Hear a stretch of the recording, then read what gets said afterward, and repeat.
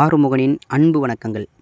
இன்றைக்கி ஒரு நல்லது செஞ்சே ஆகணுன்றதுக்காக இந்த பைக்கை எடுத்துகிட்டு நான் கிளம்பிட்டேன். அது எங்கே அப்படின்னா, அரசு மாவட்ட தலைமை மருத்துவமனை செய்யார். இது திருவண்ணாமலை மாவட்டத்தை சார்ந்தது. வீடியோவை ஸ்கிப் பண்ணாமல் பாருங்கள். நான் என்ன நல்லது செஞ்சுருக்கேன்றது உங்களுக்கு தெரியும். இந்த வீடியோவை நீங்கள் செய்யார் பகுதியிலேருந்து பார்க்குறீங்க அப்படின்னா, உங்களுடைய ஊரின் பெயரை கமெண்ட்டில் சொல்லுங்கள்.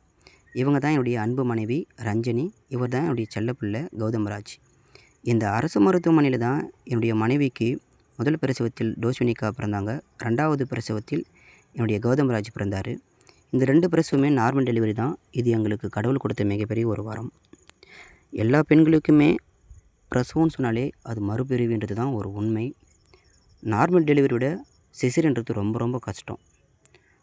ஸோ ஜாலியாக இந்த ஹாஸ்பிட்டலை சுற்றி பார்த்துக்கிட்டு என் மகனோட ஜாலியாக பேசிக்கிட்டு இப்போ நான் வந்து ரத்தத்தை கொடுக்க போயிட்டுருக்கேன்.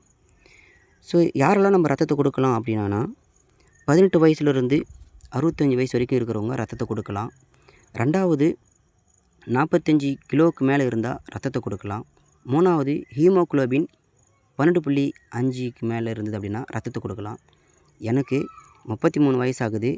நான் வந்து 55 கிலோ இருக்கேன். எனக்கு ஹீமோகுளோபின் 14.8 இருக்குது. இதையெல்லாம் நான் இதே ஹாஸ்பிட்டலில் செக் பண்ணேன். ரத்தத்தை கொடுக்கறதுக்கு முன்னாடி நம்ம போயிட்டு நம்முடைய ரத்தத்தை கொடுத்து முதல்ல செக் பண்ணணும். ஹீமோகுளோபின் என்ன இருக்குது, எவ்வளோ இருக்குது, நமக்கு வைரஸ் காய்ச்சல் ஏதாவது இருக்கா, வேறு ஏதாவது கிருமி தொற்று ஏதாவது இருக்கான்னு சொல்லி செக் பண்ணுவாங்க. ஸோ அதெல்லாம் செக் பண்ணதுக்கப்புறம் நம்ம வந்து ஹாஸ்பிட்டல்லே போய்ட்டு நோட்டில் வந்து எழுதிக்கிறாங்க. நம்முடைய டீட்டெயில்ஸு எல்லாத்தையுமே வந்து எழுதிக்கிறாங்க. ஸோ ஜூன் மாதம் 14ஆம் தேதி உலக இரத்த தான தினம். இன்றைக்கி ஜூன் 18. நான் இன்றைக்கி ரத்தம் கொடுக்க வந்திருக்கேன்.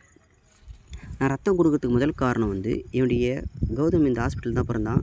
அப்போது வந்து என் மனைவிக்கு வந்து ப்ளட்டு கொஞ்சம் கம்மியாக இருந்தது. அப்போது ரொம்ப கஷ்டப்பட்டேன். ஸோ என்னுடைய ப்ளட்டு கொடுத்தது ப்ளஸ் வந்து என்னுடைய ப்ளட்டு கொடுத்துட்டு அந்த ஹாஸ்பிட்டல்லேருந்து என் மனைவி தேவையான ப்ளட்டு வாங்கி கொடுத்தோம். ஸோ அதுக்கப்புறம் தான் என் செல்லப்பிள்ளை கௌதம் பிறந்தார். ஸோ ரத்தம் கம்மியாக இருந்தது அப்படின்னா நார்மல் டெலிவரி இல்லாமல் சிசேரியன் தான் பண்ணியிருப்பாங்க.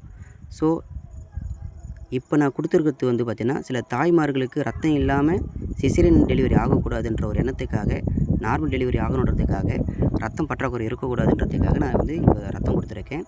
இது வந்து இந்த அரசு மருத்துவமனையில் டெலிவரிக்காக யூஸ் பண்ணினாங்கன்னா எனக்கு ரொம்ப ரொம்ப சந்தோஷம். அதை தாண்டி அவசர சிகிச்சைக்கு யூஸ் பண்ணினாலும் எனக்கு சந்தோஷம்தான். இந்த சந்தோஷம் இன்னும் அடுத்த 3 மாதத்துலேயும் நான் ரத்தத்தை கொடுக்கலாமா? பொதுவாக 3 மாதத்துக்கு ஒரு முறை கொடுக்கலாம். 6 மாதத்துக்கு ஒரு முறையும் ரத்தத்தை கொடுக்கலாம்.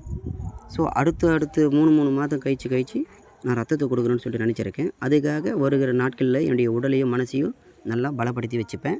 அதையும் வந்து இந்த யூடியூப் சேனலில் போட போகிறேன். நான் என்னெல்லாம் சாப்பிட்றேன், எப்படிலாம் உடற்பயிற்சி பண்ணுறேன் அப்படின்றதையும் வந்து இந்த வீடியோவில் போடுவேன்.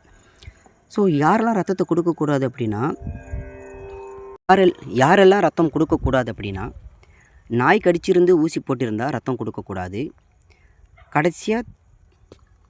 தொடர்ச்சியாக ஏதோ ஒரு ரீசனுக்காக நீங்கள் மாத்திரை எடுத்துகிட்டு இருக்கீங்க அப்படின்னா நீங்கள் ப்ளட்டு கொடுக்கக்கூடாது.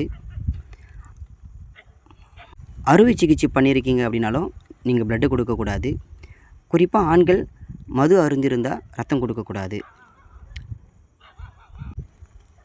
ஸோ ரத்தத்தை கொடுக்கறதுக்கு முன்னாடி யாரெல்லாம் ரத்தம் கொடுக்கலாம், யாரெல்லாம் ரத்தம் கொடுக்கக்கூடாதுன்றதை தெரிஞ்சுக்குங்க.